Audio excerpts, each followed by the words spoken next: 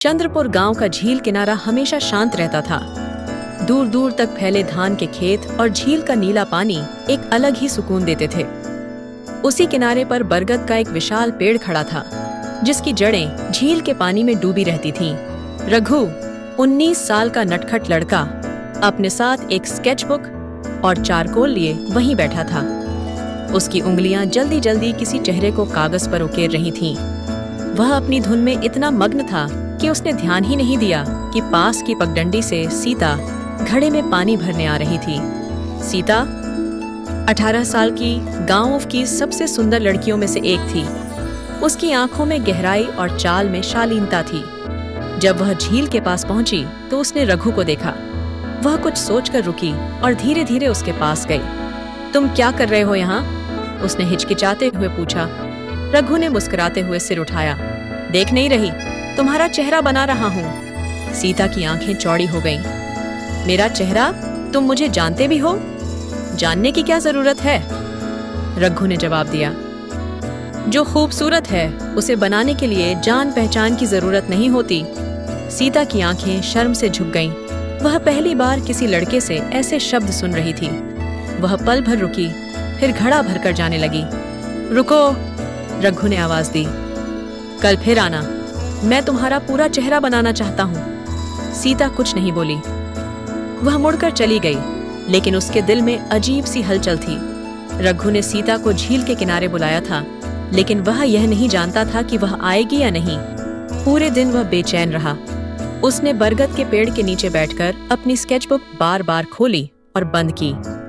आसमान में सूरज धीरे धीरे ढलने लगा था। झील का पानी सुनहरी हो गया था। तभी दूर से सीता की हल्की छवि दिखाई दी।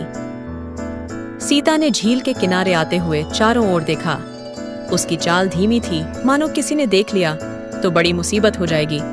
लेकिन उसके भीतर एक अलग सी जिज्ञासा थी, जिसने उसे वहां खींच लिया था। तो तुम आ ही गई, रघु ने मुस्कुराते हुए कहा। सीता ने कोई जवाब नहीं दिया। वह चुपचाप रघु के पास खड़ी हो गई।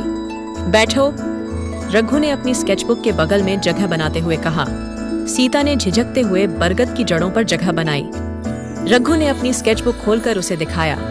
उसमें अधूरी सी तस्वीर थी, एक लड़की का चेहरा जो काफी हद तक सीता जैसा दिखता था। यह मैं हूँ? सीता ने हैरानी से पूछा। हाँ, लेकिन पूरी नहीं। तुमने कल अचानक चले जाने का फैसला जो कर लिया, रघु ने हल्के अंदाज में कहा। सीता ने पहली बार रघु की तरफ ध्यान से देखा।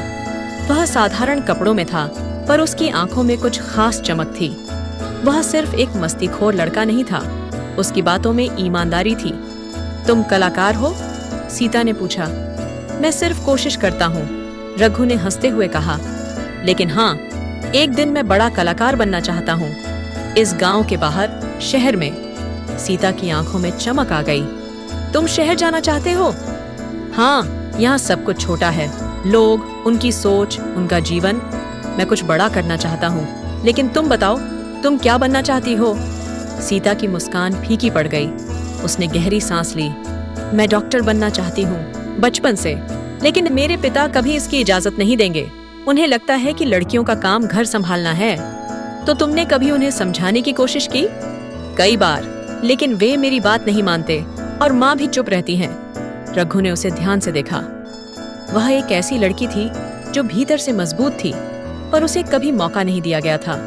तुम्हें मौका मिलेगा, मैं यकीन दिलाता हूँ, रघु ने कहा। सीता ने उसकी तरफ देखा। तुम्हें इतना विश्वास कैसे है? क्योंकि जब तुम अपने सपनों पर यकीन करते हो तो दुनिया भी तुम्हारा साथ देती है, और अगर दुनिया न दे तो मैं तुम्हारा साथ दूंगा। उस पल के बाद उनके बीच एक अनकहा बंधन बन गया। वे दोनों जानते थे कि उनके सपने और उनके हालात एक जैसे थे। क्या सीता और रघु अपने सपनों की ओर कदम बढ़ा पाएंगे, या उनकी मुलाकातें किसी नई चुनौती का कारण बनेंगी? जानने के लिए देखते हैं कहानी का अगला भाग। अगर आपको कहानी पसंद आई तो चैनल को लाइक, शेयर और सब्सक्राइब करें। थैंक यू, धन्यवाद।